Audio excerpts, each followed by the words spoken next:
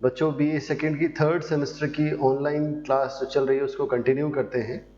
आज जो हमारा पढ़ने का टॉपिक है that is atmospheric pressure and winds. यानी इस चैप्टर में हम देखेंगे कि वायुमंडलीय दाब क्या होता है, किस प्रकार कहीं वायुमंडलीय दाब निर्धारित होता है और पवनें क्या होती हैं, किस तरह चलती हैं। ये चैप्टर उसी पिछले वाले चैप्टर के ऊपर ही आधारित है। जब आपको ये पता चल गया कि किस जगह टेम्परेचर कैसे निर्धारित होता है, कहाँ टेम्परेचर अधिक मिलता है, कहाँ टेम्परेचर कम मिलता है, तो टेम्परेचर के आधार के चैप्टर के ऊपर ही हम ये वाला चैप्टर पढ़ेंगे। चलिए शुरुआत करते हैं।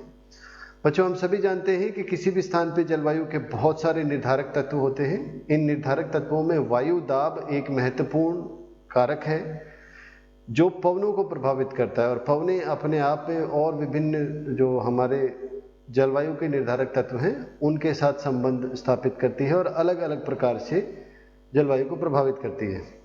पवनों के कारण ही कहीं पे तापमान कम या ज़्यादा होता है, वर्षा की मात्रा निर्भर होती है। तो इस प्रकार वायु दाब और पवनें दोनों ही महत्वपूर्ण हैं जलवायु के निर्धारण में, और इस चैप्टर में हम उन्हीं का अध्ययन करेंगे। हम जानते हैं कि किसी भी स्थान पर पवनों की दिशा और गति जो है वायु दाब का ही परिणाम होती है।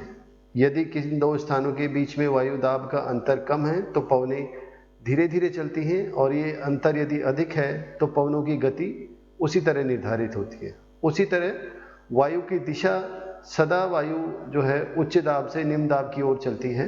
ये दिशा और गति जो है वायु दाब का ही परिणाम होती है। किसी भी स्थान पर यदि हम वायुदाब की बात करें कि वायुदाब होता क्या है, तो किसी स्थान पर एक निश्चित तापमान पर उसके ऊपर स्थित वायु के स्तंभों का भार वायुदाब कहलाता है। यानी कहने का अभिप्राय यह है, किसी भी स्थान पर उसके ऊपर जो वायु है, जो हमने पढ़ी कि वायुमंडल काफ़ी ऊंचाई तक जाता है, इसका जो दबाव नीचे पड़ता है उसको हम वायुदाब कहते हैं। इसको ऐसा कह सकते हैं कि air pressure is pressure exerted by vertical column of air at a given unit area at a specific temperature। यानी वायु दाब जो है किसी भी स्थान पर एक खास यूनिट एरिया में, किसी एक खास इकाई का जो क्षेत्रफल है उस पर एक खास तापमान पर कितना एयर प्रेशर डाल रही है, उसको हम एटमॉस्फेरिक प्रेशर या एयर प्रेशर कहते हैं। जैसा आप सभी जानते हैं कि हमारी धरती एक मैग्नेट की तरह काम करती है, सभी चीज़ों को अपनी तरफ खींचती है। धरती के गुरुत्वाकर्षण बल के कारण सभी चीज़ों का भार ज़मीन पे पड़ता है, और वायु भी उनसे अलग नहीं है। वायु का भी अपना भार है जिसको वायुदाब बोला जाता है। क्लाइमेटोलॉजिकली चूँकि वायुदाब इतना इम्पॉर्टेंट है तो इसको बहुत बार नापने की जरूरत पड़ती है। बहुत सारे ऐसे मीटरोलॉजिकल स्टेशंस हैं, वेदर स्टेशंस हैं, जो राउंड द क्लॉक हमेशा वायुदाब को नापते रहते हैं, क्योंकि वायुदाब की एक प्रेडिक्टिव इम्पोर्टेंस भी है। ये अनुमान लगाने में मदद करता है कि आने वाला मौसम कैसा होगा। तो इसको नापने के लिए हम बैरोमीटर का प्रयोग करते हैं। बैरोमीटर पे जो यूनिट लिखी होती है वो मिली बार होती है। तो वायुदाब आप देखेंगे, यदि हम कहीं कहें कि 900 वायुदाब है तो इसका मतलब होता है कि 900 मिली बार है ना। तो मिली बार जो है वायुदाब नापने की एक इकाई है। अब होता क्या है, जो हमारा बैरोमीटर होता है उसके अंदर मरकरी भरी होती है, पारा भरा होता है, और ये पारा जो है सामान्य तौर पर 76 सेंटीमीटर यानी 10-13.25 मिली बार होता है। समुद्र तल के ऊपर यदि हम वायुदाब को नापें तो ये 10-13.25 मिली बार होता है। ये औसत है, कम भी हो सकता है, ज़्यादा भी हो सकता है। तो बैरोमीटर को जब हम रीड करते हैं तो कई बार जब बैरोमीटर की रीडिंग तेज गति से नीचे आती है तो ये तूफान का इंडिकेशन होती है कि साइक्लोन आ सकते हैं या सामान्य तूफान आ सकते हैं। तो बैरोमीटर की रीडिंग जो है प्रेडिक्टिव इंपॉर्टेंस भी रखती है, इसलिए आपको ये पता होना चाहिए कि वायुदाब जो है उसका अध्ययन बहुत ही महत्वपूर्ण है। क्योंकि वायु का दाब जो है वो दिखाई नहीं देता है, तो मानचित्र पे उसको दिखाने के लिए हम समदाब रेखाओं का यानी आइसोबार्स का प्रयोग करते हैं। ये वो काल्पनिक रेखाएं होती हैं जो पृथ्वी पर समान वायु दाब वाले स्थानों को मिलाती है। ठीक है, आगे देखिए समदाब रेखाएं की, जैसा मैंने पीछे बात की कि समदाब रेखाएं जो है प्रेशर को इंडिकेट करती हैं, और जब दो समदाब रेखाएं पास पास होती हैं तो वायु का दाब जो है दोनों स्थानों के बीच में तीव्र गति से बदल रहा होता है। वहीं जब समदाब रेखाएं दूर दूर होती हैं तो जो वायु दाब है वो क्रमिक रूप से धीरे धीरे बदल रहा होता है। यदि हम दो स्थानों के बीच में वायु दाब के अंतर को देखें, उसकी क्या रेट है, किस गति से वो बढ़ रहा है, तो इसको बैरोमीट्रिक ढलान कहते हैं, यानी प्रेशर ग्रेडियंट कहते हैं। प्रेशर ग्रेडियंट होता है rate of change of pressure between two places, यानी किस गति से, किस दर से दो स्थानों के बीच में तापमान में वायु दाब में परिवर्तन हो रहा है। तो जैसा मैंने बताया कि यदि पास पास होंगी तो इसको हम कहेंगे प्रेशर ग्रेडियंट हाई है, वहीं यदि ये दूर दूर होंगी तो हम कहेंगे प्रेशर ग्रेडियंट लो है। ठीक है, तो इस तरह वायु दाब का जो वायु की गति है उस पर बहुत महत्वपूर्ण रोल होता है और प्रेशर ग्रेडियंट इसको इंडिकेट करता है। अब देखिए, जैसा मैंने पीछे भी बताया, हम शुरू से पढ़ते आ रहे हैं कि हमारी धरती पर जो सूर्य ताप है, जो इंसोलेशन है, वो हीट जनरेट करता है और इसी हीट के परिणाम स्वरूप विभिन्न प्रकार के जो हमारे मौसमी और जलवायु के तत्व हैं वो प्रभावित होते हैं। क्योंकि हमारी धरती पर जल और थल असमान है, तापमान का असमान वितरण है, जिसके कारण हमारे यहाँ धरती पर वायु दाब का भी असमान वितरण है।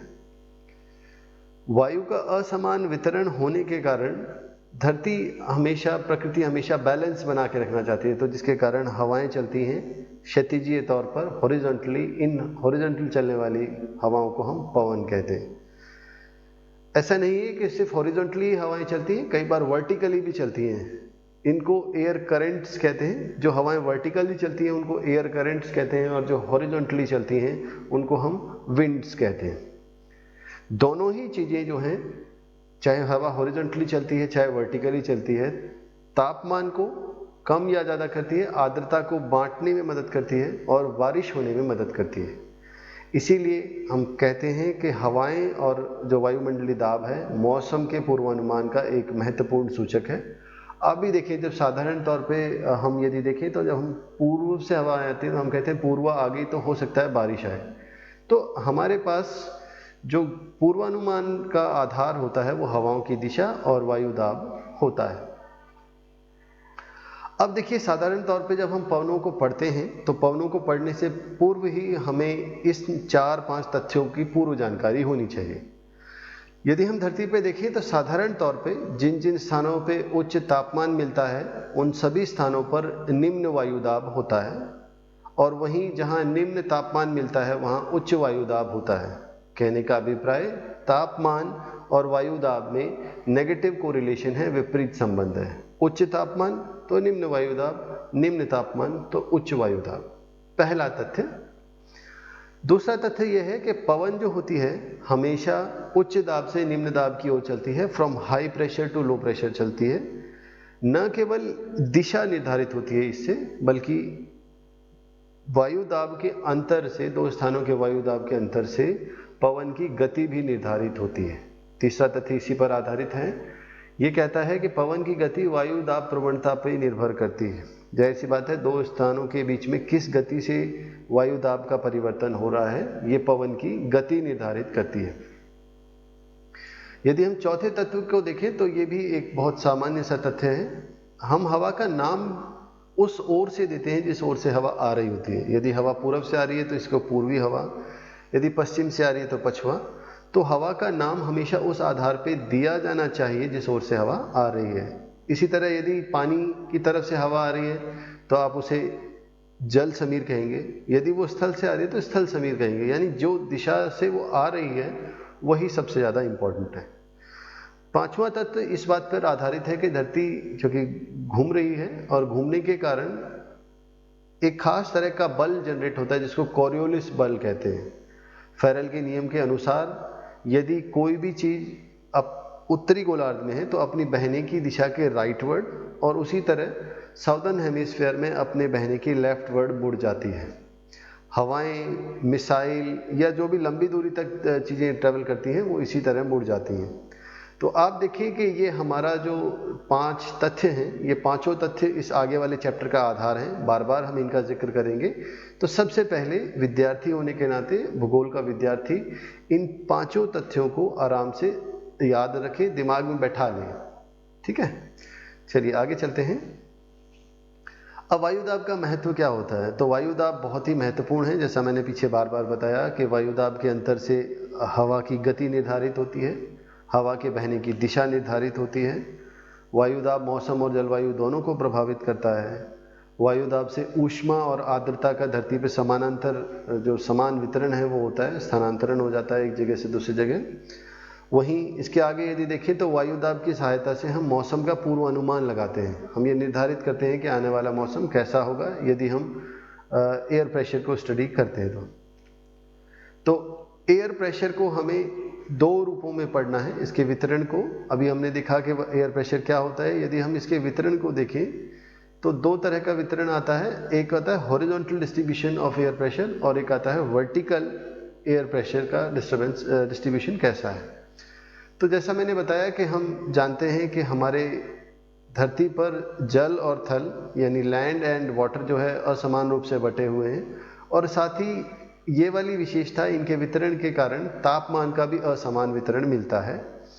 तो आप पाएंगे कि धरती पर वायुदाब भी असमान रूप से बटा हुआ है। तो जब हम हॉरिजॉन्टल डिस्ट्रीब्यूशन देखते हैं तो आप पाएंगे कि हमारी समदाब रेखाएं, जो पीछे मैंने बताया कि वो रेखाएं होती हैं जो समान दाब वाले स्थानों को मिलाती हैं, ये अक्षांश के समानांतर होती हैं।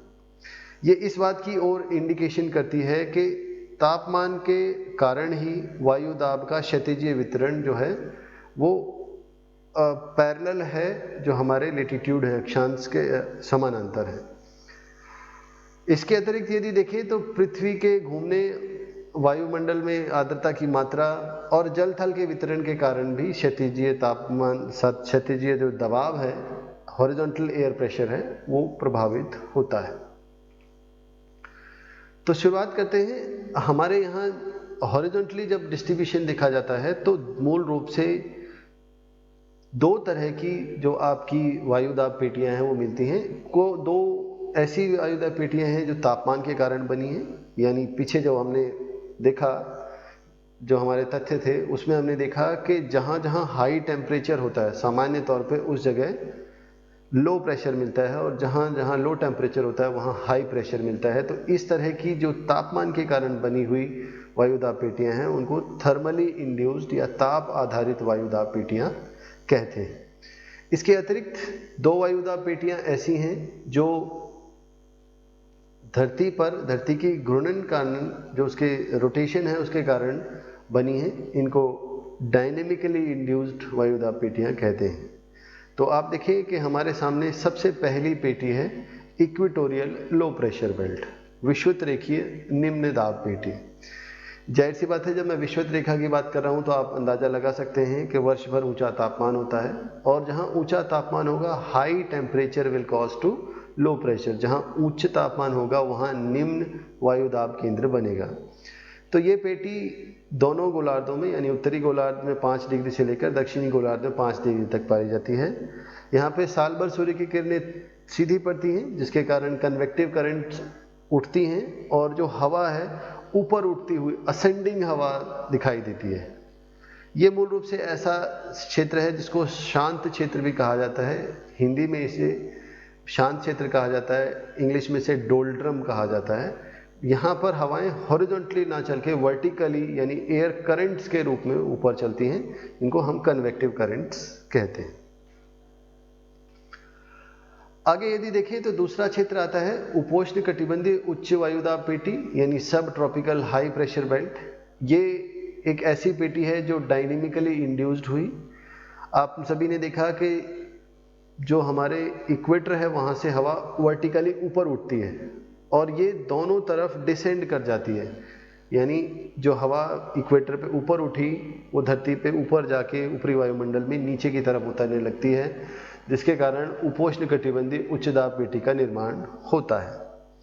यहाँ पे हवा जो है ऊपर से नीचे को डिसेंड करती है। वहाँ पीछे मैंने बताया कि हवा असेंड करती है, यहाँ डिसेंडिंग हवा मिलती है, डिसेंडिंग एयर करंट्स होते हैं, जिसके कारण यहाँ पे काफ़ी शुष्कता मिलती है।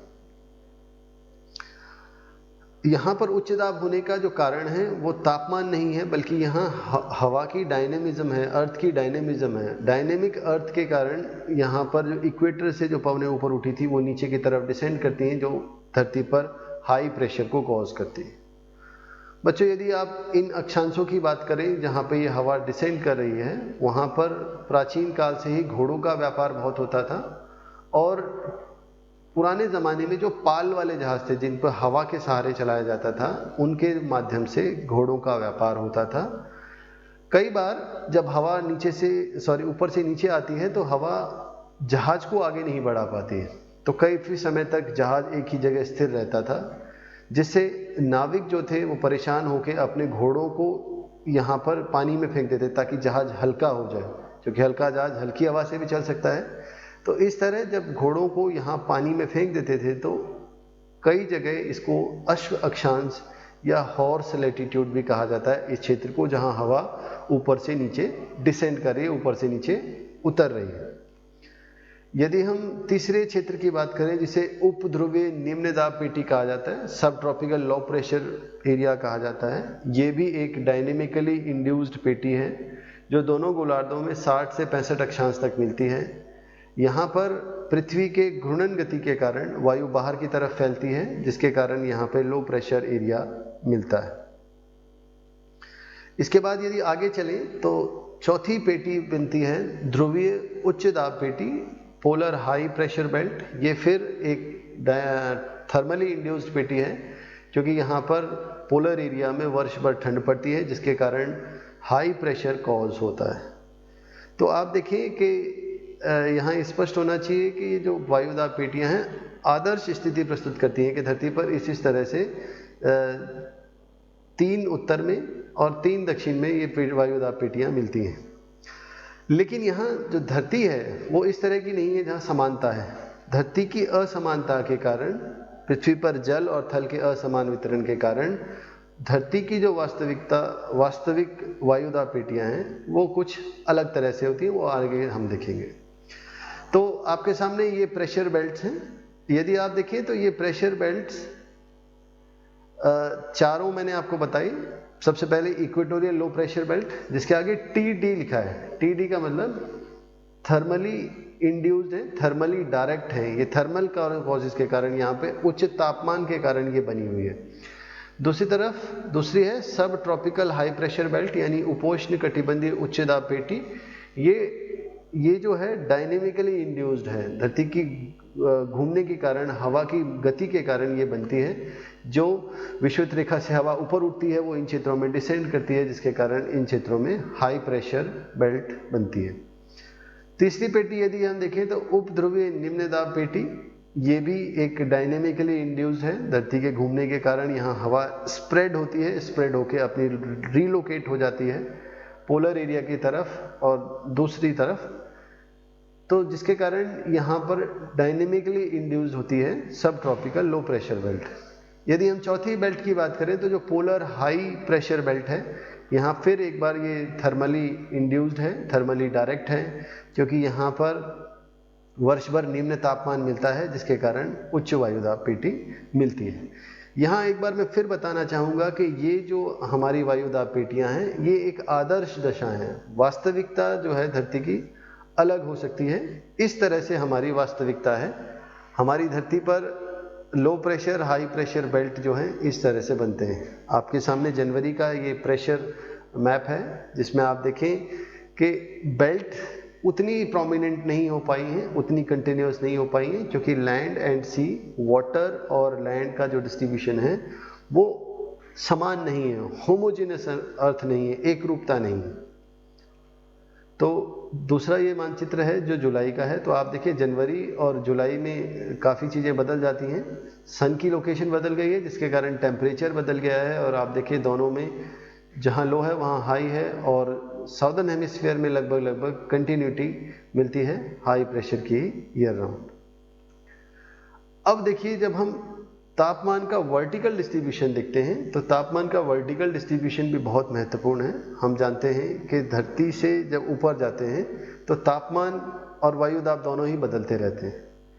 यदि हम एक सामान्य नियम की बात करें तो लगभग क्षोभ मंडल में यदि हम देखें तो 300 मीटर ऊपर जाने पर 34 मिली बार जो है 34 मिली बार जो है एयर प्रेशर कम हो जाता है।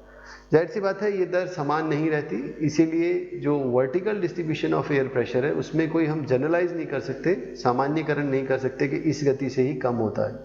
ऊपर जाने पर जो एयर प्रेशर की गिरने की दर है वो बदल जाती है। यहाँ ये बात ज़रूर आपको ध्यान रखनी चाहिए कि जो सबसे ज़्यादा एटमॉस्फेरिक प्रेशर है वो सी लेवल पे मिलता है, और जैसे जैसे हम ऊपर जा रहे हैं, पहाड़ों पे जाते हैं, एयर प्रेशर कम हो जाता है, उससे ऊपर जाते हैं एयर प्रेशर और कम हो जाता है, और धीरे धीरे ऊपरी वायुमंडल पे जाते जाते ये और भी कम हो जाता है। तो यहाँ तक हमने बात की प्रेशर की। अब इन प्रेशर के कारण ही धरती पर पवनें चलती हैं, आप सभी जानते हैं। तो यहाँ हम बात करेंगे पवने का अर्थ क्या होता है और किस प्रकार उनको परिभाषित किया जाता है। तो जो हमने नियम देखे बच्चों, सबसे पहले आपको यदि उनकी स्पष्टता है तो आप इसको आसान से समझ पाएंगे। तो मेरी एक बार फिर से रिक्वेस्ट है कि जो हमने 5 तथ्य देखे उन तथ्यों को आप रिवाइज करें, मेमोराइज करें, ताकि आप विंड वाला चैप्टर जो है उसको समझ पाएँ। तो बच्चों हम जानते हैं कि हमारी जो धरती है उसके चारों तरफ एक वायुमंडल है, और ये वायुमंडल विभिन्न प्रकार की गैसों से मिलकर बना है। इन गैसों को हम एयर कहते हैं। इसका मतलब ये है कि जब भी कभी हम एटमॉस्फेयर की गैसेस की बात कर रहे हैं जो ब्लो नहीं कर रही, जो चल नहीं रही हैं, उनको हम कहते हैं एयर। और विज्ञान हमें ये बताता है कि कोई भी स्थान खाली नहीं होता, गैस जो एयर है वो हर जगह मौजूद होती है। जब यही हवा मूवमेंट करने लगती है, इसमें मूवमेंट आती है, तो उसको हम विंड कहते हैं। तो क्या हुआ? Blowing air is called wind. Blowing air is called wind. अब फिर ये जो हवा की गति है ये 2 तरीके से हो सकती है। एक तो जब वो क्षैतिजीय रूप में चले, जिसको हम विंड कहते हैं, और जैसा मैंने पीछे बताया कि जब वो वर्टिकली चलने लगती है, ऊपर की तरफ चलने लगती है, तो इसको एयर करंट कहा जाता है। हमारी धरती पर बच्चों मूल रूप से 2 प्रकार की हवाएं चलती हैं। पहली हवाएं जो प्रवणता के कारण चलती है, जो जमीन के ऊपर चलती है, जिनको हम ग्रेडियंट विंड्स कहते हैं, जो आप साधारण तौर पे देखते हैं, किसी कोई पूर्वा है, कोई ध्रुवीय पवन है, कोई व्यापारिक पवन है, ये सारी की सारी ग्रेडियंट विंड्स हैं। वहीं कुछ हवाएं जो हैं ज़मीन से ऊपर अलग नियमों के आधार पर चलती हैं, जिनको हम बाद में देखेंगे, जिनको हम जियोस्ट्रोफिक विंड्स कहते हैं। ये भूविक्षेपी पवनें होती हैं जो ज़मीन से ऊपर चलती हैं, लगभग आप कहो क्षोभ सीमा के आसपास, लगभग 6 से 12 किलोमीटर के आसपास। इनको हम जेट स्ट्रीम्स कहते हैं। ये भी हम आने वाली क्लासेस में अब डिस्कस करेंगे। तो यहाँ सबसे पहला प्रश्न उठता है कि किसी भी स्थान पर जो हवाएं हैं वो किस तरह से प्रभावित होती हैं। तो हवाओं को प्रभावित करने वाले बहुत सारे कारक हैं। कुछ कारक हमने पीछे डिस्कस किए हैं, जिसमें सबसे पहला है प्रेशर ग्रेडियंट। प्रेशर ग्रेडियंट का मतलब होता है 2 स्थानों के बीच वायुदाब परिवर्तन की दर क्या है। यदि ये दर अत्यधिक है तो हवाएं तेज चलेंगी, यदि ये दर कम है तो हवाएं धीरे धीरे चलेंगी। तो सबसे पहला है दाब प्रवणता यानी प्रेशर ग्रेडियंट। दूसरा है कॉरियोलिस फोर्स। कॉरियोलिस फोर्स धरती के घूर्णन शक्ति के कारण उत्पन्न होता है। 1844 में गुस्ताव डी कॉरियोलिस, एक इटालियन जो क्लाइमेटोलॉजिस्ट थे, उन्होंने आइडेंटिफाई किया कि यदि कोई भी freely moving object northern hemisphere में यदि मूव कर रहा है तो वो अपनी बहने की दिशा के राइटवर्ड, और साउदर्न हेमिस्फीयर में अपने चलने की दिशा के लेफ्टवर्ड मुड़ जाता है। तो ये लेफ्ट एंड राइट मुड़ने वाला जो बल है, इसको हम कॉरियोलिस बल कहते हैं, जो फेरल के नियम के द्वारा एक्सप्लेन होता है, जिसको गुस्ताव डी कॉरियोलिस ने खोजा था। इसके बाद यदि हम बात करें तो घर्षण भी एक इम्पॉर्टेंट कारक है। फ्रिक्शन, आप जानते हैं फ्रिक्शन के कारण स्पीड कम हो जाती है। यदि कोई हवा ज़मीन के ऊपर चलती है तो वो कम स्पीड से चल पाती है। वहीं पानी की ग्लासी सरफेस होने के कारण, चिकनी सतह होने के कारण हवाएं तेज गति से चल पाती हैं, अधिक गति प्रदान होती है उन्हें। तो इन फैक्टर्स के आधार पे अब हम देखेंगे कि हमारी पवनें कौन कौन सी हैं। बच्चों पवनों के जब हम प्रकार की बात करते हैं तो पवनें मूल रूप से 3 तरह की पवनें होती हैं। पहली पवनें स्थायी पवनें कहलाती हैं, पेरेनियल विंड्स कहलाती हैं, परमानेंट विंड्स कहलाती हैं, जो हमेशा जहां बहती हैं वहीं बहती हुई रहती हैं। इनकी स्थिति में ज़्यादा परिवर्तन नहीं होता। दूसरी तरह की पवनें हैं जिनको मौसमी पवनें कहते हैं या परिवर्तनशील पवनें कहते हैं। ये वो पवनें होती हैं जो मौसम के अनुसार अपनी बहने की दिशा बदल लेती हैं। जैसा मानसून है, हम सभी जानते हैं कि मानसून की हवाएं 6 महीने स्थल से समुद्र की ओर और 6 महीने इसकी विपरीत दिशा में चलती हैं। वहीं तीसरी तरह की पवनें होती हैं क्षेत्रीय पवनें। ये क्षेत्रीय पवनें वो पवनें होती हैं जो लोकल फैक्टर्स से प्रभावित होती हैं, क्षेत्रीय तौर पे चलती हैं। ये गर्म भी हो सकती हैं, ठंडी भी हो सकती हैं, इनको हम क्लास में देखेंगे। तो इस प्रकार आपकी जानकारी के लिए बताऊं कि जो हमारी पवनें हैं वो स्थायी पवनें, मौसमी पवनें और क्षेत्रीय पवनें हैं। इन सभी के बारे में हम अपनी क्लास में बात करेंगे। यदि हम स्थायी पवनों को देखें तो स्थायी पवनें व्यापारिक पवनें होती हैं जिनको हम ट्रेड विंड्स कहते हैं, पछुआ पवनें होती हैं जिनको हम वेस्टर्ली कहते हैं, और पोलर विंड्स होती हैं जिनको हम ध्रुवीय पवनें कहते हैं। तो ये 3 पवनें स्थायी पवनें होती हैं। इसके बाद मौसमी पवनों में मॉनसून, जल समीर, स्थल समीर यानी land breeze and sea breeze, इसी तरह माउंटेन एंड वैली ब्रीज यानी घाटी और पर्वत समीर जो है इम्पॉर्टेंट हैं। आगे चलते हैं, शुरुआत करते हैं सबसे पहले प्रचलित पवनों से। जैसा पीछे मैंने बताया कि ये वो पवनें होती हैं जो वर्ष भर उसी दिशा में बहती रहती हैं और उसी स्थान पर बहती हैं जहाँ ये मिलती हैं।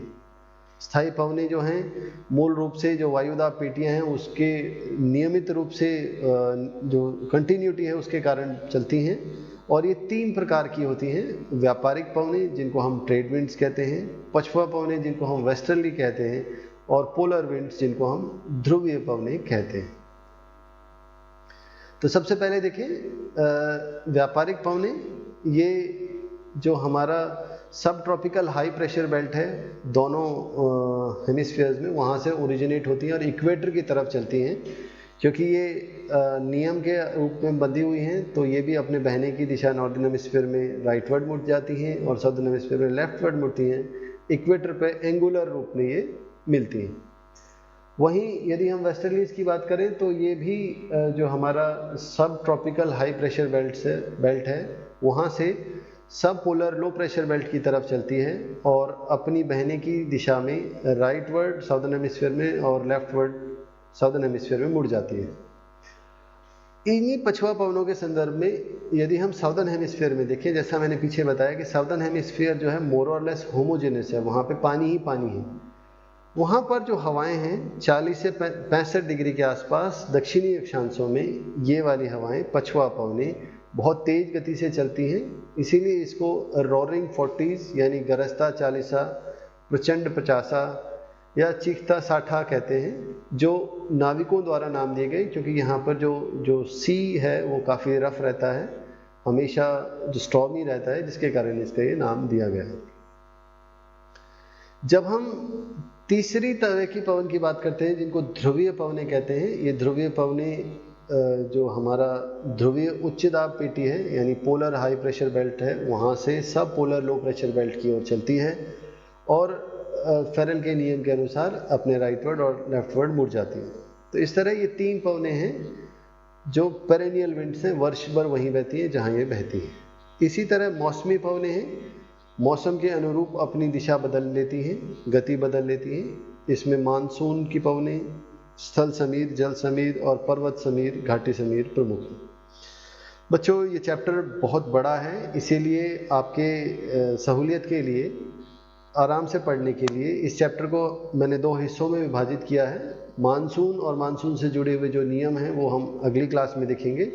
यहाँ फिलहाल हम स्थल समीर और जल समीर की बात करते हैं। यदि आप स्थल समीर और जल समीर को देखें तो ये दिन और रात के समय अपनी बहने की दिशा बदल लेती हैं। यहाँ एक बार मैं फिर से आपको रिमाइंड कराना चाहूँ, स्थल समीर क्या होता है जब वो स्थल की ओर से आती है, और जल क्या होता है, जल समीर क्या होता है जब वो जल की ओर से आती है। हम नाम हमेशा जिस दिशा से वो आ रही है वही देते हैं।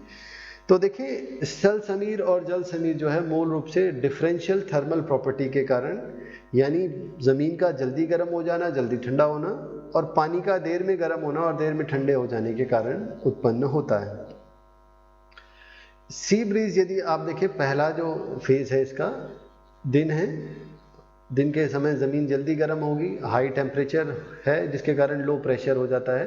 तो दिन के समय हवाएं पानी के ऊपर से ज़मीन की तरफ आती हैं, जिनको हम सी ब्रीज़ कहते हैं। वहीं रात को उल्टा हो जाता है। अब पानी दिन में उतना ज़्यादा गर्म या ठंडा नहीं हो पाया, ज़मीन जल्दी ठंडी हो गई, जिसके कारण ज़मीन पर हाई प्रेशर हो गया और पानी के ऊपर लो प्रेशर। तो इस समय, रात के समय, ज़मीन की तरफ से पानी की तरफ हवा चलती है, जिसको लैंड ब्रीज कहा जाता है। ठीक है, बहुत इंपॉर्टेंट है।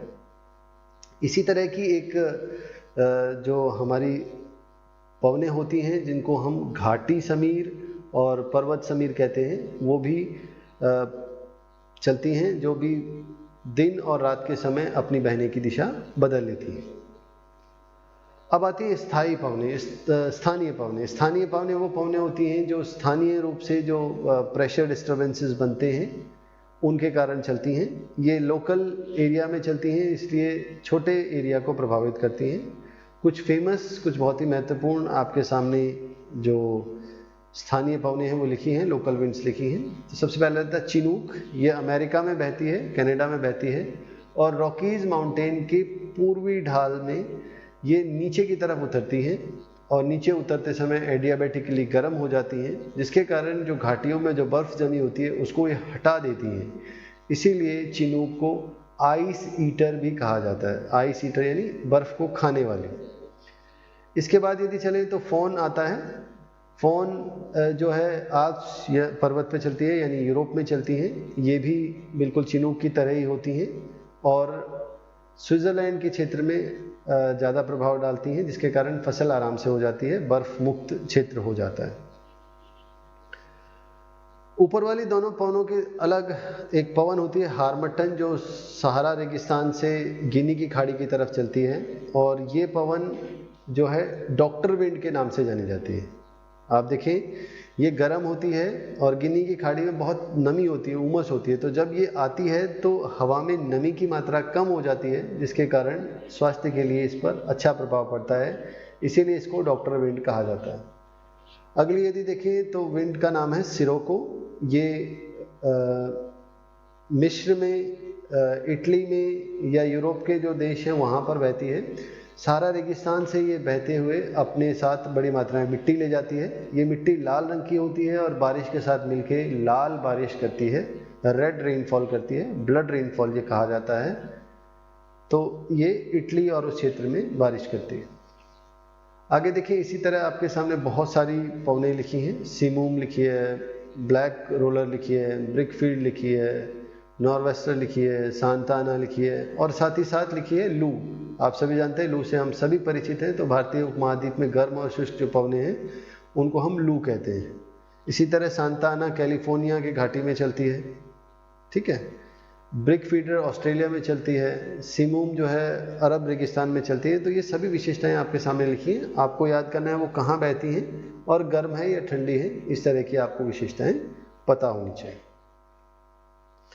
तो पीछे जो हम विंड्स की बात कर रहे थे, परमानेंट विंड्स की, तो आप देखें तो आपके सामने सबसे पहले दिखाया गया है इक्वेटोरियल एरिया में, जहाँ पर वर्ष भर निम्न तापमान रहता है। आप देखें हवाएं जो हैं इक्वेटोरियल लो प्रेशर की ओर चल रही हैं, सब ट्रॉपिकल हाई से इक्वेटर की तरफ कन्वर्ज हो रही हैं। ये तिरछी चलती हैं और जिसके कारण यहाँ पर एक क्षेत्र बनता है जिसको ITCZ का नाम दिया है, जो हम आगे भी क्लास में देखेंगे। इसी तरह वेस्टर्लीज आपके सामने है और पोलर विंड्स आपके सामने हैं, जो हमेशा हमेशा हाई प्रेशर से लो प्रेशर की ओर चलती हैं। ये डायग्राम आपको बनाना है, प्रैक्टिस करनी है। आपकी किताब में और अच्छा डायग्राम दिया है, तो आप उससे भी प्रैक्टिस कर सकते हैं। तो ये हमारे पास प्रेशर बेल्ट के आधार पर जो हमारी पेरेनियल विंड्स हैं वो दिखाई गई हैं। ये वाली पूरे क्षेत्र की जो पवनें हैं, जो 23.5 डिग्री से 23.5 डिग्री के बीच में दिखाई गई हैं, इनको हम ट्रेड विंड्स कहते हैं, व्यापारिक पवनें कहते हैं। इसी तरह उससे यदि ऊपर चलें या नीचे चलें तो ये सारी वेस्टर्लीज हैं, और ध्रुवीय क्षेत्रों से नीचे की तरफ आने वाली यानी सब पोलर लो प्रेशर की तरफ आने वाली हवाएं जो हैं पोलर विंड्स कहलाती हैं। अब देखिए, वायुदाब पेटियां जो हैं वो सूर्य की स्थिति पर भी निर्भर करती हैं। जैसा मैंने बताया कि वायुदाब का तापमान के साथ एक संबंध होता है, नेगेटिव रिलेशनशिप होता है। जहाँ जहाँ हाई टेम्परेचर मिलता है वहाँ वहाँ लो प्रेशर मिलता है, और वाइस वर्सा इसी तरह प्रेशर और टेम्परेचर है, दोनों आपस में रिलेटेड है। तो टेम्परेचर जो है सूर्य की स्थिति पे भी निर्भर करता है। जब सूर्य उत्तरायण में होता है या सूर्य दक्षिणायन में होता है तो वायुदाब पेटियाँ जो हैं थोड़ी सी विस्थापित हो जाती हैं। ये विस्थापन मध्य अक्षांशों में ज़्यादा दिखाई देता है। इसी के परिणाम स्वरूप आप देखेंगे तो मानसून पे भी प्रभाव दिखाई देता है। मानसून भी इसी के कारण आगे बढ़ता हुआ या लौटता हुआ नज़र आता है। और साथ ही साथ जो मेडिटेरियन क्लाइमेट है, जो भूमध्य सागरीय जलवायु है, वो भी जो हमारी प्रेशर बेल्ट्स है उनके नॉर्थवर्ड या साउथवर्ड शिफ्ट होने के कारण बनती है। इस तरह कई ऐसे स्थान हैं जहाँ पर इस शिफ्टिंग का ज़्यादा प्रभाव दिखाई देता है। 2 बार पवनें अपनी दिशा बदल ली थी। तो जैसा मैंने बताया कि सबसे जो महत्वपूर्ण पवन है वैश्विक स्तर पे जो अपनी दिशा बदलती है उसको हम मानसून कहते हैं। बच्चों, मानसून विश्व की सबसे अधिक आबादी वाला जलवायु प्रदेश है और आप देखिए मानसून के बारे में हम सभी बचपन से ही पढ़ते आए हैं तो आपको बहुत सारी जानकारी है। चलो शुरुआत करते हैं। यदि हम देखें तो मानसून जो है एक अरबी भाषा का शब्द है। ये ऐसी हवाओं को दिखाता है जो 6 महीने स्थल से समुद्र की ओर और 6 महीने इसकी विपरीत दिशा में चलती हैं।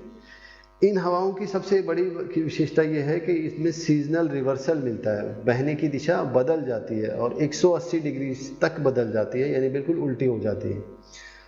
मध्य एशिया, दक्षिण पश्चिम एशिया और इसके अलावा जो पूर्वी एशिया है उन सभी क्षेत्रों में समुद्र से स्थल की ओर चलने वाली जून से सितंबर की जो हवाएं होती हैं 4 महीने तक सक्रिय रहती हैं और व्यापक वर्षा करती हैं। यदि आप देखें भारत, पाकिस्तान, बांग्लादेश, नेपाल, भूटान, ये वो क्षेत्र हैं जहाँ पर मानसूनी जलवायु की विशेषता मिलती है। अब मानसून की जो थ्योरीज़ हैं वो हम नेक्स्ट क्लास में देखेंगे। यहाँ जस्ट आपके लिए इंट्रोडक्शन है कि मानसून की जो थ्योरी है वो मूल रूप से क्लासिकल थ्योरी और मॉडर्न थ्योरीज़ हैं। क्लासिकल थ्योरी जहाँ तापमान को ही एक मूल कारण मानती है मानसून की उत्पत्ति के लिए, वहीं आधुनिक जो थ्योरीज़ हैं वो मानसून के लिए वायु राशियों की गति या जेट स्ट्रीम का प्रभाव और साथ ही साथ महासागर और जो हमारे वायुमंडल है उनके बीच में इंटरेक्शन में ला नीना और एल नीनो को भी प्रभावशाली मानती है। तो इस तरह बच्चों ये जो हमारी मानसून की थ्योरी है हम नेक्स्ट क्लास में देखेंगे। ये चैप्टर कंटिन्यू रहेगा। ये थ्योरीज जो कि बहुत लेंदी हो रही थी, बहुत लंबी क्लास हो रही थी, तो इसको हम नेक्स्ट वीडियो में देखेंगे। तो बच्चों आपके सामने स्लाइड पर कुछ प्रश्न दिए हैं। ये सभी प्रश्न हमने पीछे क्लास में डिस्कस किए हैं। आप इनको देखें, इनके उत्तर लिखें, व्यवस्थित उत्तर लिखें, अच्छा लिखें, डायग्राम के साथ लिखें और अपनी जो किताब है वो पढ़ें। इस वीडियो का जो PDF है जो मैं आपको शेयर कर दूंगा वो देखें, क्लास सुने और उत्तर देने का प्रयास करें।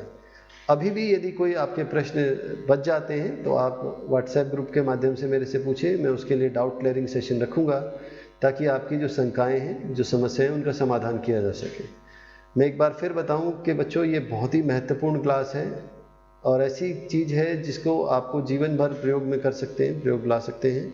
न केवल आपके इस एग्ज़ाम के लिए यूनिवर्सिटी लेवल के, बल्कि कॉम्पिटिटिव एग्ज़ाम में भी इस यूनिट से, इस चैप्टर से बहुत सारे सवाल आते हैं। तो आप ध्यान से पढ़ें और आपके कोई सुझाव हैं, आप कोई प्रश्न पूछना चाहते हैं तो इस ईमेल आईडी के माध्यम से मेरे से जुड़ सकते हैं।